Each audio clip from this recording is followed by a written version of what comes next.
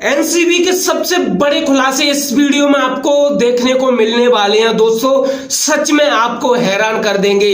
रिया चक्रवर्ती एक बार और बुरे तरीका से फंस चुकी है। ये जो रिपोर्ट जो बताई थी एनसीबी के द्वारा, उसमें तो सिर्फ यह बताया गया कि रिया चक्रवर्ती का नाम आ चुका है 33 आरोपियों में। लेकिन दोस्तों एनसीबी के द्वारा एक और बड़ा मामला सामने आया है रिया चक्रवर्ती का, जो कि इस वीडियो में बताने वाला हूं। शोभे चक्रवर्ती, सैमुअल मिरांडा, दीपे सावंत और भी कई ऐसे लोग हैं जिनके बारे में दोस्तों इन पर केस वैसे नहीं लगाया कि हवा में उड़ाकर बस इन पर केस रोक दिया। नहीं दोस्तों, लगभग इसमें 200 लोगों ने गवाही दी है। अब सोचकर देखिए 200 लोग जो कि किसी के सामने नहीं आए।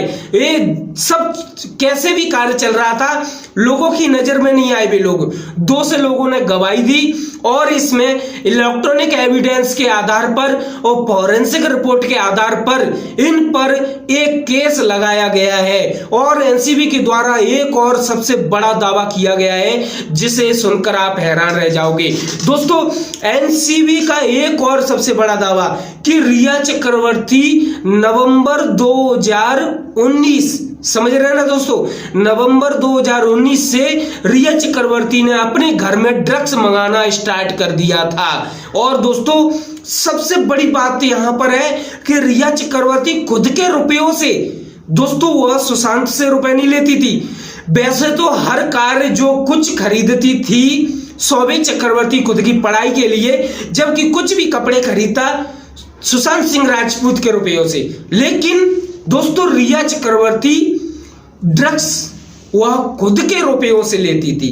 अब नाम लेना भी बेकार है, डी बोलूंगा दोस्तों। डी को खरीदने के लिए रिया चक्रवर्ती रुपए नहीं लेती थी, बल्कि खुद के रुपयों से ही उस डी को लाती थी। इससे साफ साफ पता चल रहा है कि रिया चक्रवर्ती जो यह डी खरीदती थी उसके आधार पर दोस्तों यह एसएसआर को पसंद नहीं था, इसलिए शायद एसएसआर इस चीज के लिए रुपए नहीं देता था। इसीलिए रिया चक्रवर्ती खुद के रुपए से खरीदती थी। और यह दावा मैंने नहीं भाई, ये आपको न्यूज में देखने को मिल जाएगा। बल्कि दोस्तों ये एनसीबी के द्वारा यानी नार्को टेस्ट कंट्रोल ब्यूरो के द्वारा दोस्तों उन्होंने जो चार्जशीट फाइल की है उसके आधार पर बताया गया है। इसमें दोस्तों एनसीबी के द्वारा बताया गया है कि नवंबर 2019 से इस रिया चक्रवर्ती ने डी खरीदना स्टार्ट कर दिया था, वो भी खुद के रुपयों से। इस बात को लेकर रिया चक्रवर्ती ने सहमति भी जताई है, ऐसा नार्को टेस्ट कंट्रोल ब्यूरो के द्वारा कहा गया है, जो कि आपको शायद बड़े बड़े न्यूज चैनल्स में देखने को मिल जाएगा। रिया चक्रवर्ती ये सब कुछ खुद के रुपए से मंगाती थी, ना कि एसएसआर के रुपयों से। दोस्तों अब यहां पर समझने की कोशिश कीजिए कि शायद इससे यह सब कुछ एसएसआर को शायद पसंद नहीं था, इसलिए यह रिया डी को खरीदती थी खुद के रुपयों से।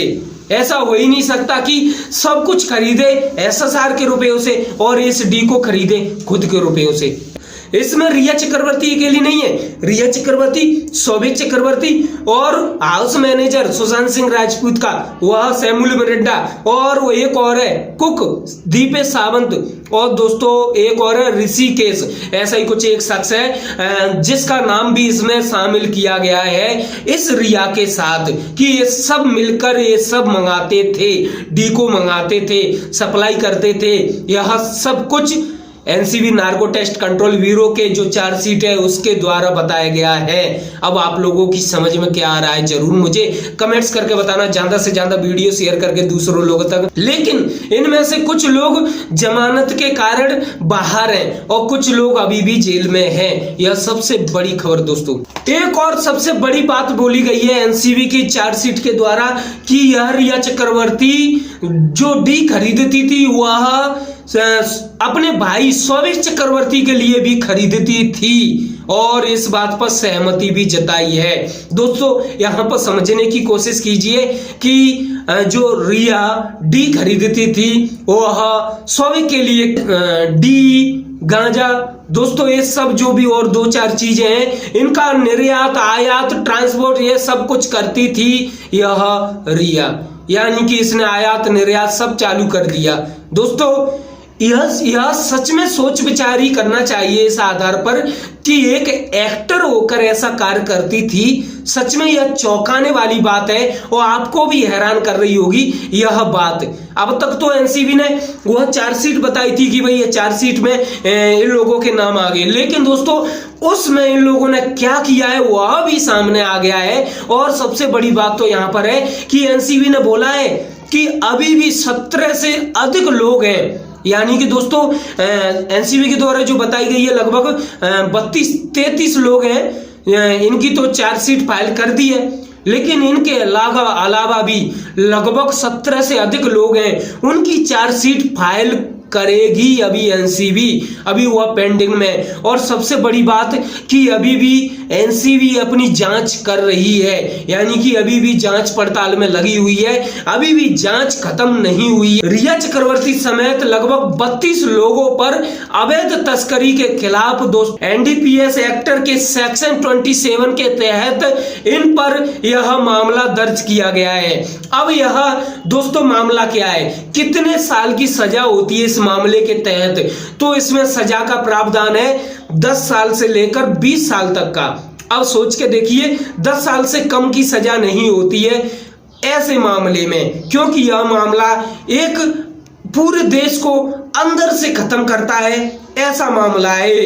इसीलिए इसमें 10 साल से कम की सजा नहीं रहती है, इसमें 10 साल से लेकर 20 साल की सजा का प्रावधान है।